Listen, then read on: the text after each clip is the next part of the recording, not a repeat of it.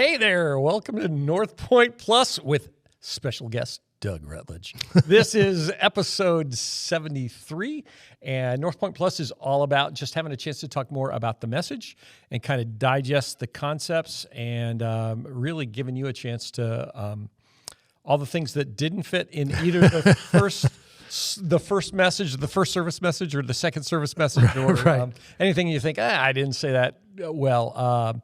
We're glad for the questions you got. We got some great questions. Before we jump into really talking about the message, this is a great opportunity for you to talk about Crossroads because you didn't really get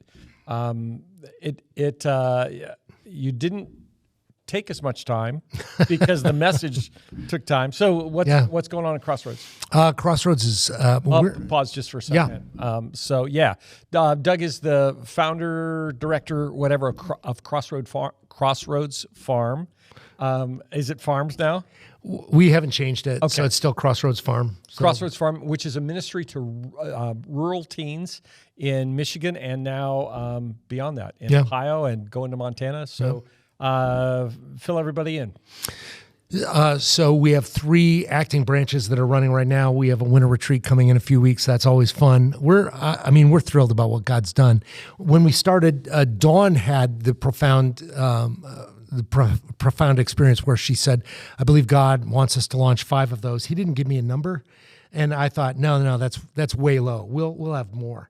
And it's turning out that it'll be 5 by the time I'm dead, at least. So, so Montana is an interesting ad. Caddis is in Harrison County, Ohio, foothills of the Appalachians. The director there, Carrie and Luke, they are our directors. My daughter married Luke, who is their director there, and she'll be giving us our first grandchild in April. Sweet, that's the best. Yeah, except we're the distant grandparents. They're a close grandparents, so. Yeah. It's not bad. Okay.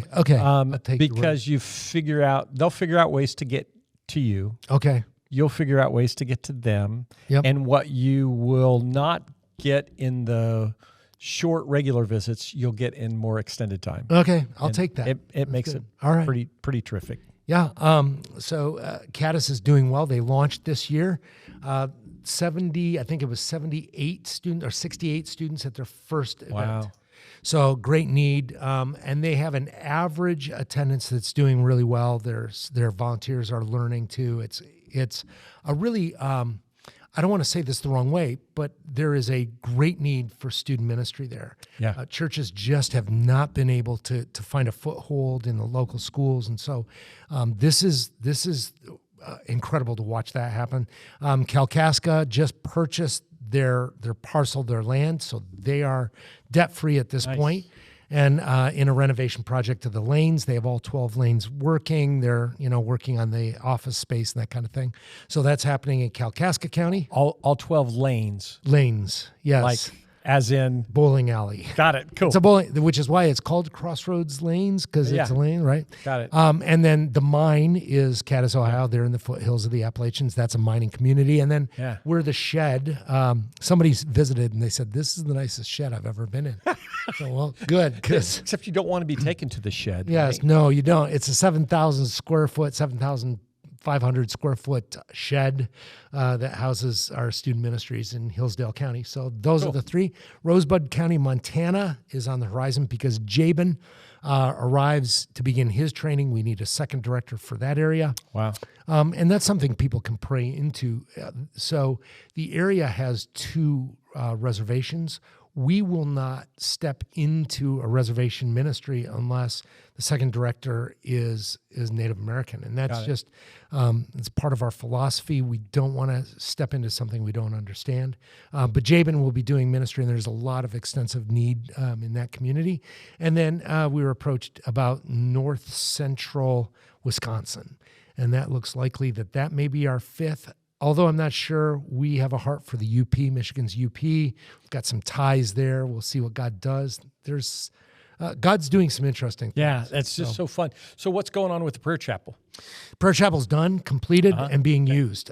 So Jack Merkel, who is our director at the Shed, has instituted a staff prayer time at the Shed or at the prayer chapel. Yeah. It's incredible.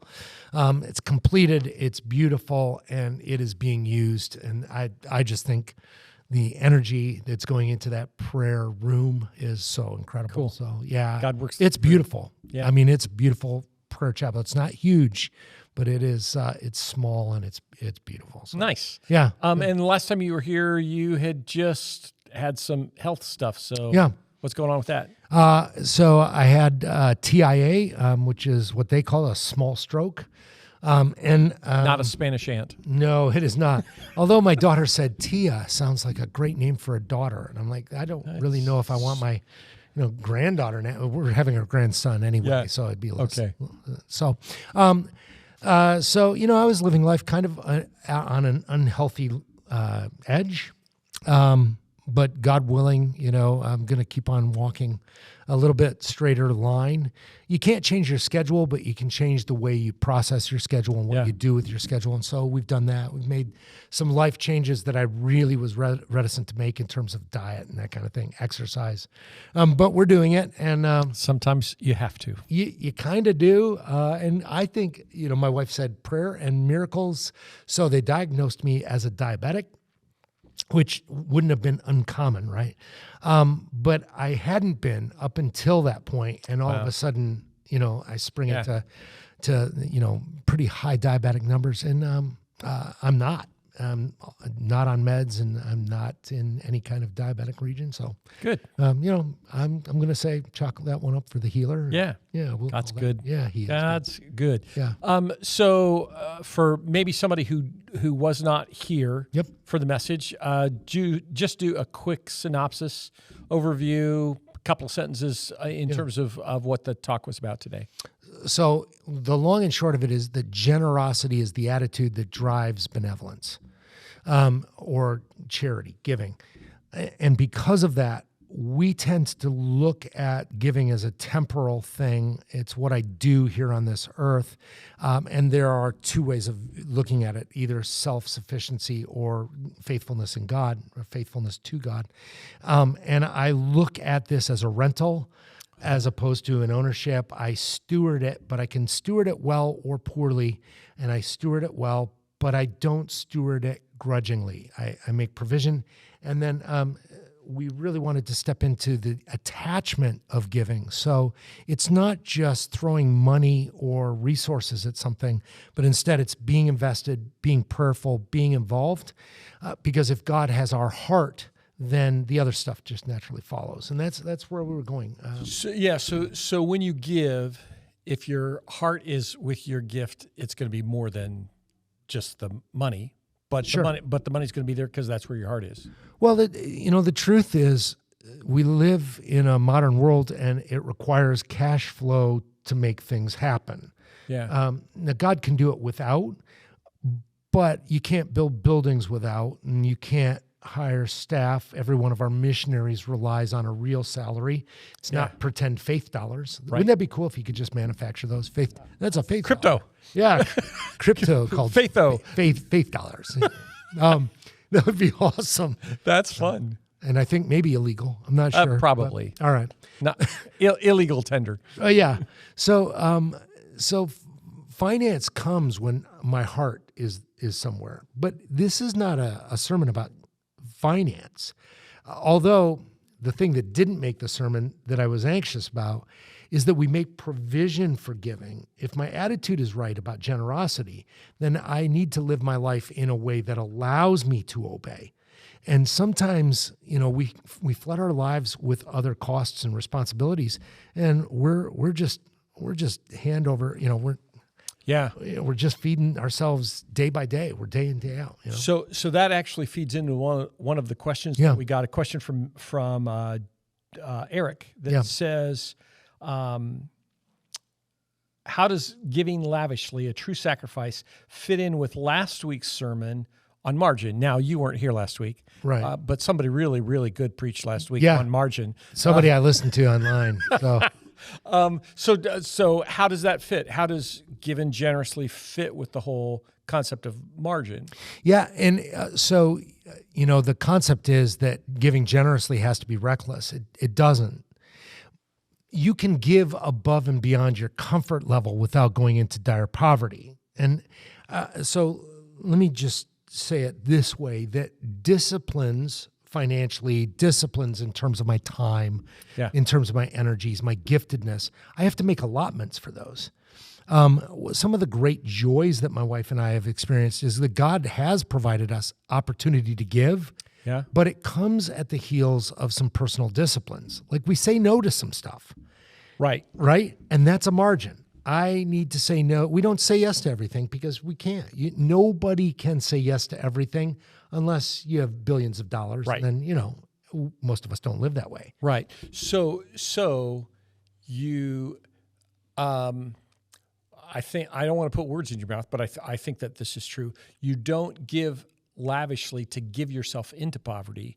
You choose instead to live at a lesser standard than maybe everybody else does and what other people might think is poverty, but you choose to live at a lesser standard so that you can be generous, so that you can live lavishly, recognizing back to the whole concept. If you want to talk about this, about renter versus what was owner purchaser, whatever.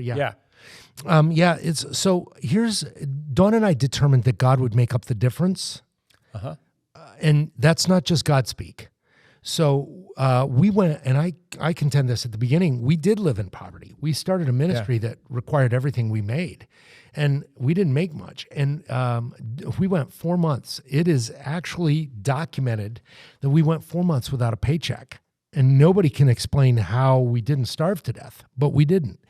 God makes up the difference in unique ways. I talk to missionaries all the time, and they say, I wouldn't trade our experience as a family, our experience as as couples, with what God has provided through the love and giving of his people.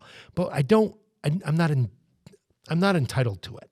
I don't count on it. So it's all a gift. There's a greater appreciation for what God makes up in the difference.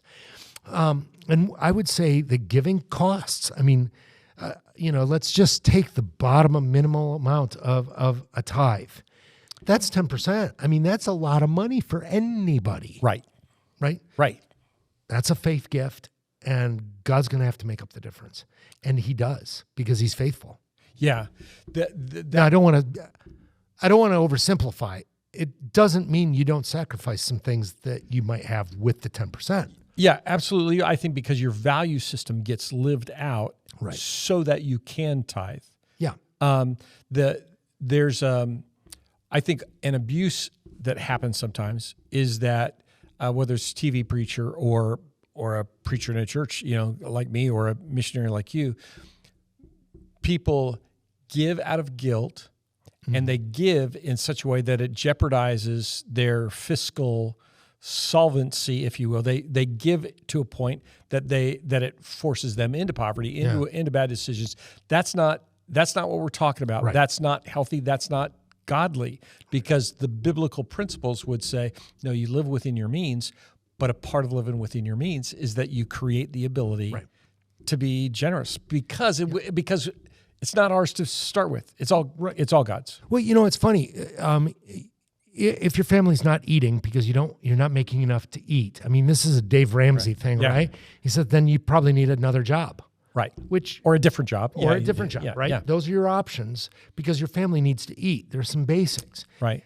But once you've achieved some of that, where you're working towards something, you just reassess your values. Right. And I think that as I'm older, we've been in the saddle a while, right? Right. And we've been living a certain type of lifestyle for a while.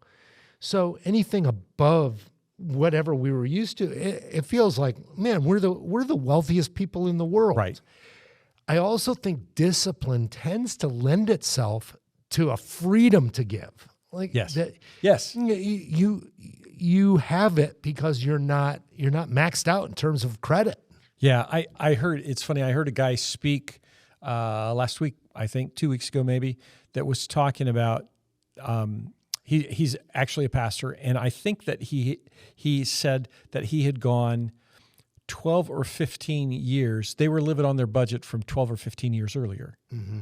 So all of the raises that he had gotten, they just determined we're not going to escalate our level of it, our standard of living to utilize that. We're just going to keep living the way that we're living. We're going to live in the same house. Going to still do the same mindset with cars and stuff. And so all of that money has been freed up to do other things because they've said, "Oh, we're going to have a different mindset than everybody else." Right. Yeah. And so this is really interesting. God either will do it or he won't do it. Right. And my trust in God is not that he's going to provide some kind of economic, status. Boon. Yeah. Right. Yeah. That's not it. My relationship with God is that he's going to provide what he said he was going to provide, that he's going to care for our needs. Yeah. And I love that because here in the United States, our needs level are surprisingly high. We have a lot of things we need. Now, God supplied so much of that. And I do think the margin concept is a great concept because it requires some discipline. And there are, I don't want to call them principles, but that's what they are. Jesus particularly didn't live a frivolous life, a dumb life. Right. He lived a life that was meted out to accomplish the goals that he laid out there. And I think goal setting is huge. Margin comes into play. Yeah. I don't live my life without margin in love. Why would I live my life without margin in giving, or in finance or, time spent? Yeah. Yeah. All right. What's the biggest way that God has been generous to Crossroads Ministry over the years? More than resources and finances, it says. And then they went on and said, I remember the one-day miracle way back in 1999. Yeah. And it's been a blessing to see how God continues to invest eternally in the lives of so many rural teenagers over the years. So how have you seen that at Crossroads, God's generosity? It's ongoing. The best answer that I can give is he never fails. And, when I tell people that, I'm not making up stats. Now, granted, I just told you for 4 months we didn't make a paycheck. Yeah. But I can also tell you that Crossroads Farm as a ministry, the intent of this whole thing was to honor God with a ministry, not, with personal wealth. Right. And so what God did is he just would step in need after need after need. Sometimes we were in prayer and Dawn would open a check and say, well, there it is. And, it's amazing to me that God knew the need before we did. He always does. Yeah. That's the part of walking in faith that I don't like. So God knows the need, and he's going to supply my needs. He's going to supply the ministry needs.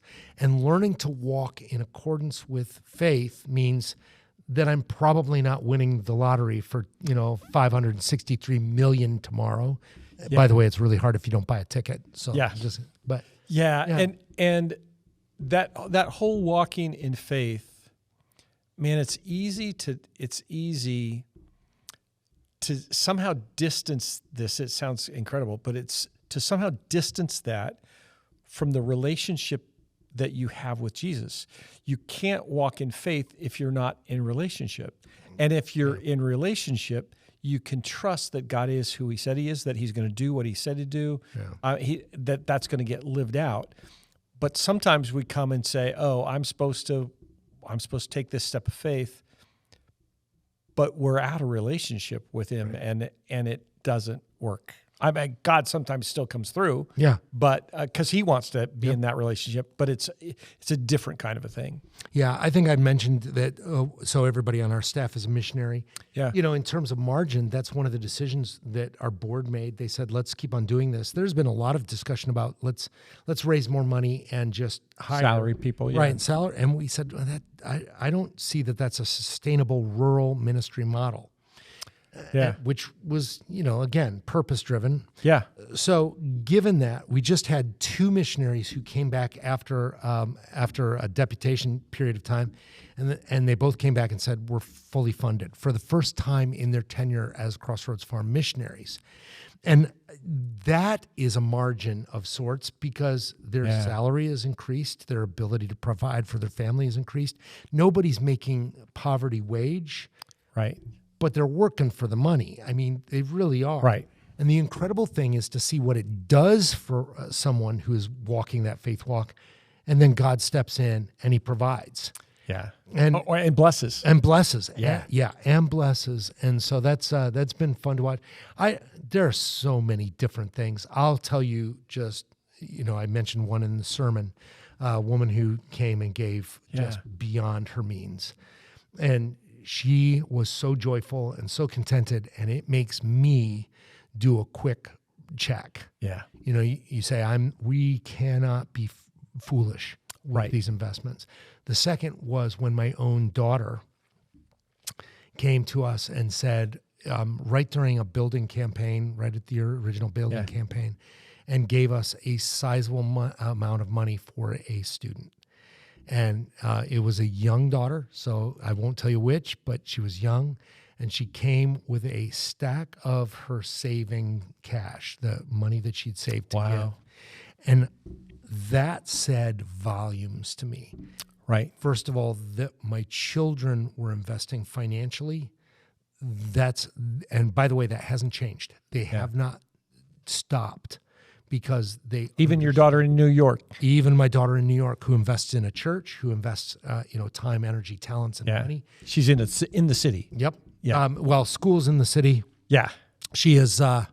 She's suburb of city. I don't know, but she's in the megalopolis. Right. That's what we call it. Yeah. They live where they can afford it at $2,000 a month for the 500 square foot apartment, right? Yeah. So they're across the border in Connecticut. So gotcha. But that's where they go. So this lady who sold the house. Yeah. It reminded me. I mean, when you talked about that, and just we're talking about it when I was teaching it at Ozark, the academic dean was just an incredible guy, and I can remember him saying on Friday afternoon to the staff, hey, I just want to remind you that the paycheck that you got today, that there's a little old lady given $15 of her Social Security check so that you have a job. Yeah. So that you can invest in these kids who are invested in the kingdom. Yep. And that was, it was memorable to me because it's easy to think, oh yeah, people give in the context of college, people are paying for their school, all that kind of stuff. But then I've had conversations here at Northpointe too, with one lady who living completely on Social Security, $50, and she said to me one Sunday, she said, so how much is a tithe of $50? She's elderly, and I said, well, a tithe is 10%. That'd be $5. And she said, ooh. That's a lot of money. It is. And to know that she was trusting us as a church, and trusting God that He'd provide, that's a big deal. Yeah. Talk a little bit. I think there's I think there was a question. When you say that you think God is reckless, what do you mean by that? I think of being reckless as not caring about the consequences or effects. Are you saying that God is uncaring or thoughtless in some ways? Sorry, this question isn't about the main topic. Great sermon. No, it's okay. So do I think he's reckless? No, not really, because he's God. So I don't know that he has the ability to be truly reckless.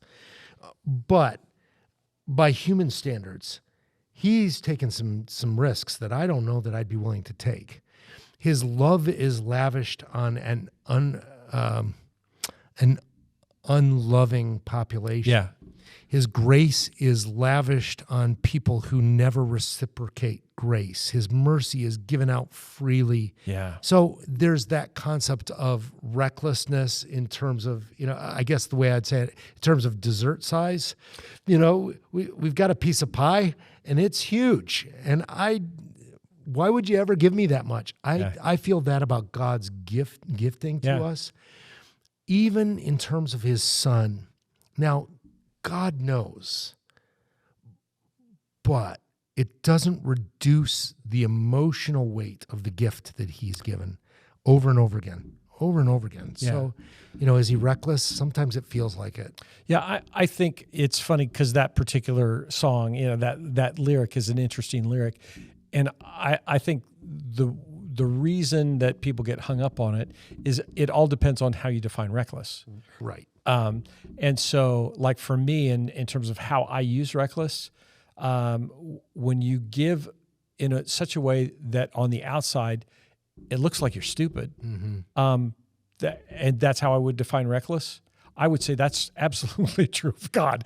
To give his son to a world that has turned its back on him and that rejects his son, that's just stupid reckless. And yet it reflects his heart. Yeah. And the same I think that probably the same thing is true when I think about Deb's love for me.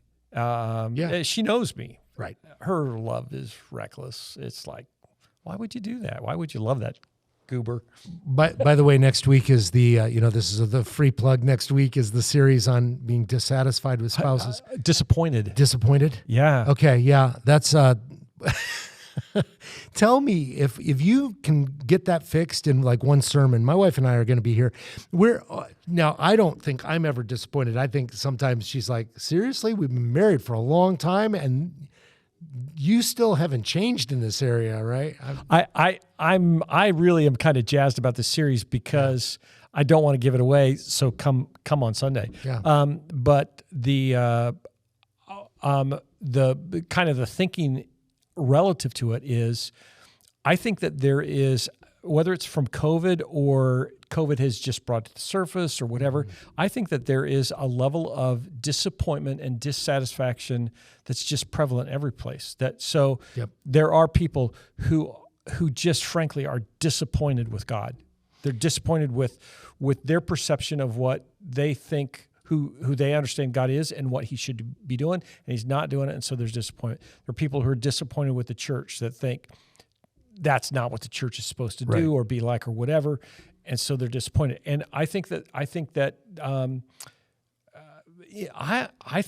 probably in most marriages, with most parents, with most kids, there is this sense of, no, you're not all that I had envisioned or dreamed. We don't complete each other, and that's the thing. We never. Sorry, we're going next week, right? You can write the message for me. Andy Stanley said something that's pretty profound, and I think it answers one of the questions that's coming. Right.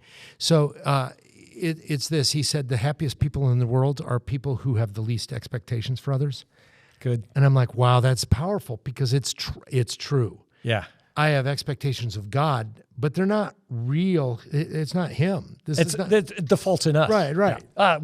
We'll stop there. Yep. Because I still want to be able to preach next Sunday. Is there a difference in generosity between believers, churches, ministries, generosity that happens in that context, and generosity in the unbelieving world? I'm not sure I understand the question entirely. Well, let me say it this way, and I'm going to make an assumption that Buffett or Gates or whoever, that they're not walking in relationship with Jesus. Yeah. So is there a difference in generosity for someone like that, or somebody who's an executive that just has lots of spendable income and gives it to wherever? Is there a difference in generosity from that standpoint versus a church, generosity for the church, generosity for a ministry like Crossroads Farm, or for a believer, individual believer? Yeah, I think there are two primary differences. The first is this, that a person who does not have a faith background is giving to something that they feel will benefit this planet. It's not an eternal gift. Good. So that's the first critical issue. So in a way, they are essentially setting up a kingdom where they are God. I mean, I'm not being judgmental. I'm just saying that's the reason you would do that.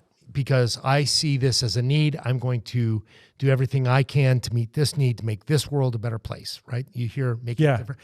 I have an old friend who said this: I wish Christians would stop trying to make a difference. He said, this world is temporary, and this world is on a really, really rambunctious course towards destruction. Wow, yeah, that's good. And I'm like, wow, it is good. You have to be 90 to say it, and he was. The second difference is the benefit to the giver. There is an obedience here that is more critical. Now, frankly, I'm amazed at the benevolence of somebody like Bill Gates, who gives and gives and gives. Pet projects aside, it does make it better for some people, and that's a Christian residual. It is, I think, the thumbprint of God, even on somebody who's not necessarily walking in relationship with God. And let's face facts: Bill Gates will never outspend his ability. Right. I mean, there's safety in that, right? You can give it all away, and when you die, you're going to have it. But that I'm giving in obedience, so there is a kingdom benefit long term, not just in terms of my rewards, but that I am impacting the kingdom of heaven. In other words, somebody who comes to know Jesus Christ because I've invested missions dollars on a field that translate to a student accepting Jesus Christ, that's not the same as giving everybody a laptop. Right. That is giving eternal life. As a believer, you can't compare the two values. Yeah, and do you think that there's a difference? You kind of talked about it in the message that our generosity is driven by a worldview. It's not even by a value system that God instills in us. Yeah. And so it's not just generosity for generosity's sake. Right. It's not just generosity because it's a good thing to do. It's not just generosity because it benefits whoever is the recipient. Right. Our generosity is really driven by recognizing that what we have here on earth is God's, and it can be used for God's purposes, and our value system, our worldview, whatever, drives us to be generous because of the model of God, because of God's nature. Yeah. Yeah, we find a joy in fulfilling the pleasure of our God. Right. Yeah, absolutely. I got a question from Jeff that said, actually, maybe this is, it is a question. Jeff said, when we had no money, we gave generously. When you talked about giving out of contentedness, I initially thought, yeah, sure you can.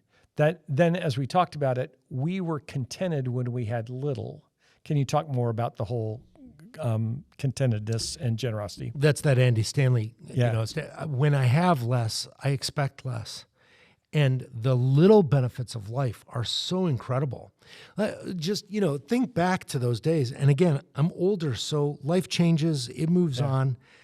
To benefit, be benefited by a small gift would mean something different to me back then than it does now. Yes. And that doesn't mean that we don't appreciate the $10 bill wrapped in a piece of paper and mailed to us every month. Ministry-wise, I don't see that. That doesn't come to me. I love the fact that we're content in our station in life and where we are. Yep. But we're not satisfied with it. I think there's a difference there.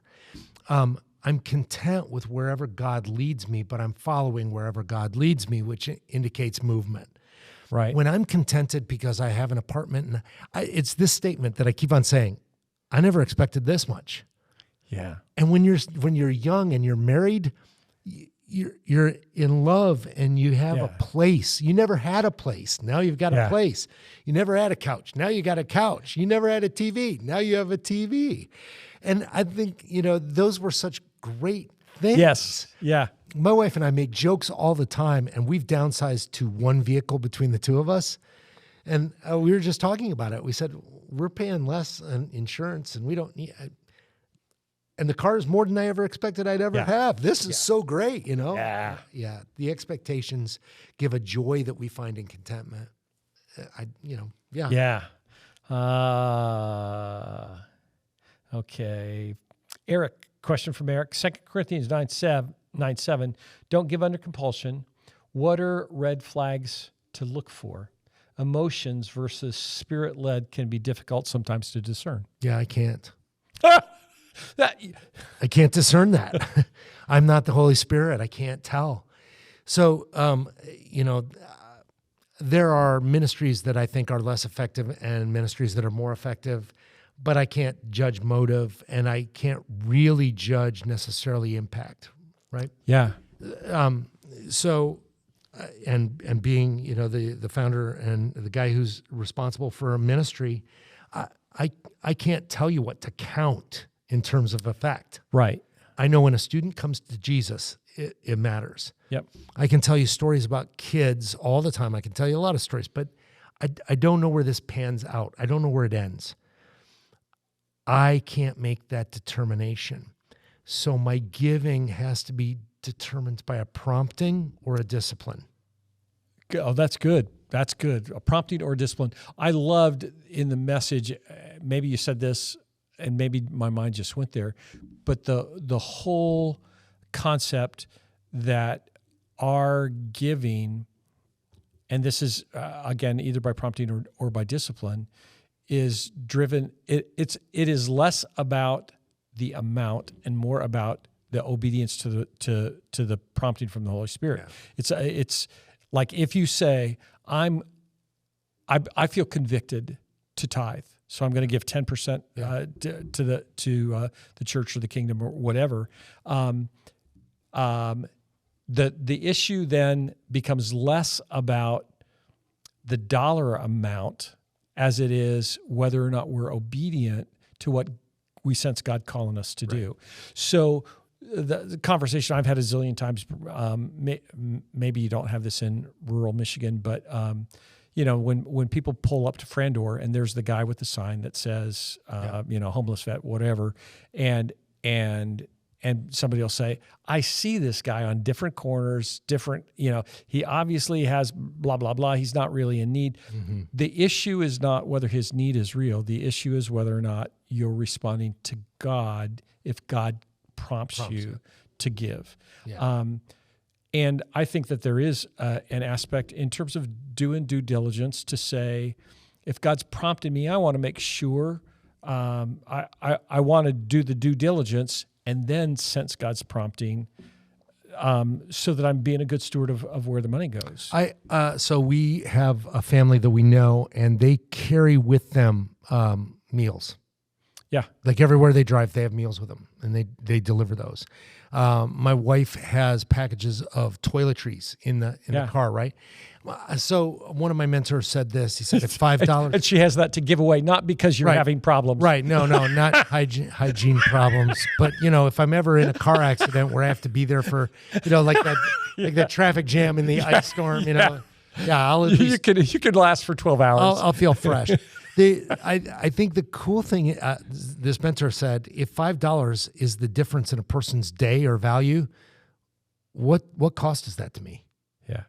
I started tipping because of that. I always have tipped, but my concept is, and I think Christians get bad reps as, leaving the $20 fake bill with a track. Don't do that. Just stop doing that. Yeah. I mean, maybe it says true things, but they threw it away because it's a fake 20. If you put a real 20, they're going to read something that goes with it, right? Yeah.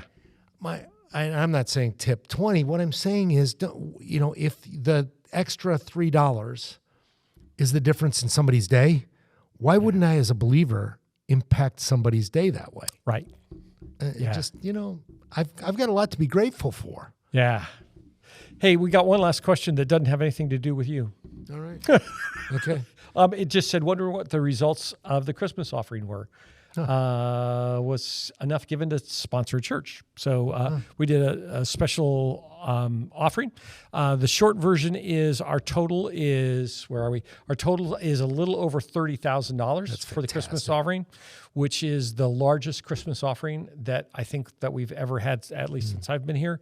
Our hope, our goal, our dream was $50,000. If you want to write a check for the other 20, that would be outstanding. What that means practically is that we're going to partner with some other churches to help plant the church and build the school in Kenya. And so that's a cool thing. That's fantastic. Just as we finish, we've never done this before on the podcast, but whatever, talk about your other podcasts, because lots of people listen to podcasts. We have said a few weeks ago that the Northpointe Plus podcast is the graduate students. That's what they listen to. Okay. So the undergrads are in the auditorium. Okay. Yeah. But, we have people that want more. So talk about it. Comes with a certificate. Yeah, that's right. Yeah. Certificate of listening. So I co-host, we're in our, about to enter our 5th season of something called this is a mouthful, the Dirt Road Circuit Riders podcast. The Dirt Road Circuit Riders podcast available on Spotify, Apple podcasts, anywhere you get your podcast. Anywhere where you consume your podcast. Right. And so I host it with 2 other guys, Steve McVeigh, who is a director of a place called Dirt Roads Network, which is a church planting network, and they are responsible for hundreds and hundreds of churches across, the Midwest and United States, actually. And then Mike Hool, who is the vineyard planting guy across the country. So those are the guys that I'm with, and it's been fun. Production quality always. I wish we had hired a professional person all the time. But the content is designed for rural pastors. So if you know somebody who's a rural pastor, that's a lonely road.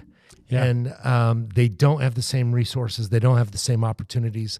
Plus, this is the other component here. We're about to launch, I'm not sure when, but it'll be on all our stuff, youth ministry podcast for rural youth workers. Oh, cool. So that's coming up.